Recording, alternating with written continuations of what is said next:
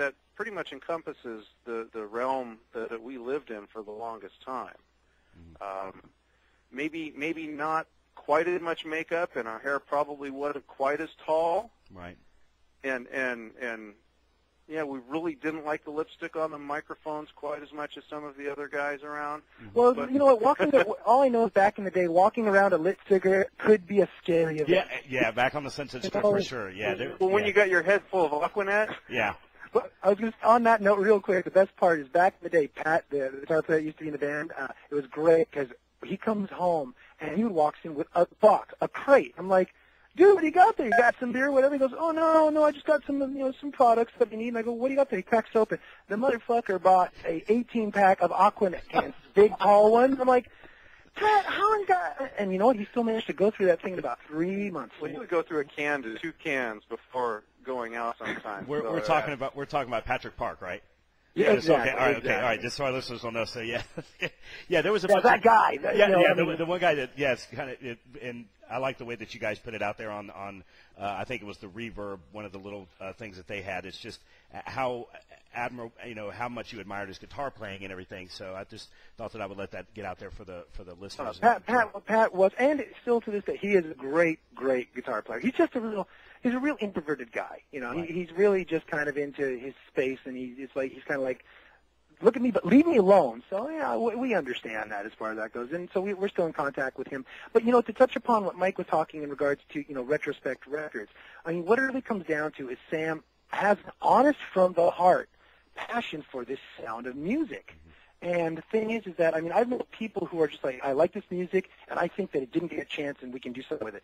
He's pretty much of the mindset that everything else just sucks, and everybody else missed the boat, and everybody needs to be re-reminded of what was great. And if you don't like it, screw you. Yeah, and if you don't like it, screw you. Piss off. And it's like, right. I mean, I'm not that way, but, he kind of feels that way, and I respect that.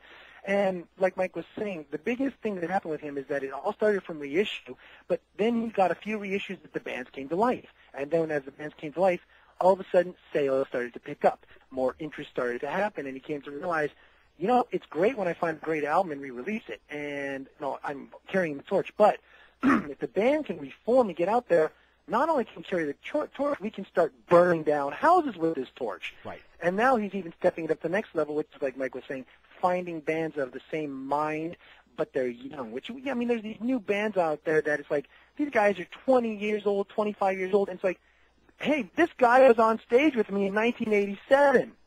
But look at him, but it's now. Yeah. And they're just loving it. 'Cause you know what it is? It's the bombastic appeal of what we did. Everything was so large. It's like when you would go to the Whiskey, you didn't go there going, I'm going to go catch a band. You went there and going, I'm going to an event.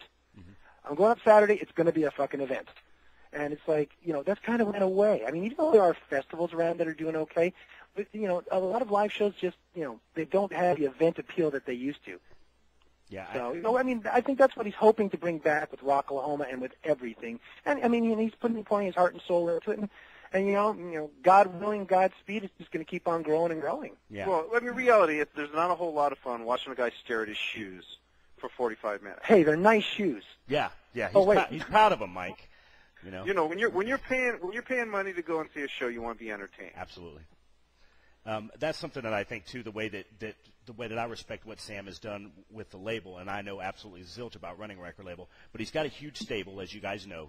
There's a lot of people that are under the retrospect wing, and it just seems like it's an approach where we're just going to keep telling people about it and telling people about it till they're fucking sick of it, and then we're going to tell about it some more, and then we're going to go out and we're going to kick their ass live, and that's the way, because nobody goes out there, nobody. Quadruple platinum is pretty much over, as far as album sales. People just buy records different ways. So you have to do it that way. And I think it ties into what Mike is saying about the live show. It's just the way it needs to be done now, as far as I'm concerned. Yeah, it's just hit a point where everybody's it's just like movies, the same kind of concept. It's like people don't. It's like if you go to see a Michael Bay film, it's like if half the movie don't fucking explode in front of me, I'm not interested. Yeah. So. What's the opening dialogue? Kaboom! There you go. I'm interested. Yeah, absolutely. Yeah, you got my attention. Yeah, and I think that that's coming back, and I think that that's something that the kids still want to see. That I just think that it's something that's there. When you can do stuff like we did it back in the '80s, I think that it just transcends and it's timeless. Well, there's a cheated generation. There's a generation that after Nirvana came into effect, and we kind of went through that what I call the Nirvana effect for a decade. Right. That generation got cheated out of it all. And you want to know what's ironic, where the whole bombastic movement went to? It went to country. Mm-hmm. I mean, I've seen a few country shows there. It's, oh, my God. It's like, why does Garth Brooks got fucking pyrotechnics? I saw a show. He's larger than life. He's larger than life. His live show is awesome. Yep, and it reminded me of that. You're absolutely right. And that's what I went to. And it's like, now maybe I think rock is kind of going, well, I think we better try and take back some of our explosives. We kind of gave it away. Mm-hmm. So you do realize you just lost half of our crowd by admitting you had even listened to Oh, God! I didn't listen. I just saw it. We are diverse and intelligent, Mike. We can handle it, man. Yeah, but the thing is, the audience is intelligent enough to figure out that I was utilizing him as an example of what's wrong. Sure. You know, and it got stripped down, and it's just like, I went to go see a movie the other day. It was a few weeks ago, but it was I went to go see Adventureland, where the kid, it's like it's set in the 80s, Mm-hmm. but the kid's like 19 years old or 20 years old. Yeah. He's that disillusioned college kid in the 80s, and they're all going around talking about how they listened to Lou Reed and all that, and I'm thinking, that's fine. In 1986, I didn't know who the fuck Lou Reed was. It was all Poison, it was Motley Crue, it was Def Leppard, and I think that people are just kind of kidding themselves where they say that our music wasn't as huge as it was and still can't be as huge as it was back then. Well, I think that's also where the genre we were in many ways, I mean, not necessarily that's particular, but where it went wrong is that, like you just said, the music was important. It was huge. It was monumental. And then they coupled that with all of a sudden the images got bigger and bigger, and the shows got bigger, and it's like, all of that was happening up until about 88, 87, 88. Guns N' Roses was the beginning of the end to a degree. Is one complemented the other, where it's like, this sounds big, and then you saw it, and it was bigger. And then you saw a video, and it was bigger. And then you saw them again, and it was bigger. And then what happened is that now we hit a point where people would go like, oh, I'm so excited, I'm going to go see this band. And then you go there, and there's 3 people standing on stage with lights on them, and they don't move, and they do their songs, but this isn't bigger than I'm expecting more. I want more.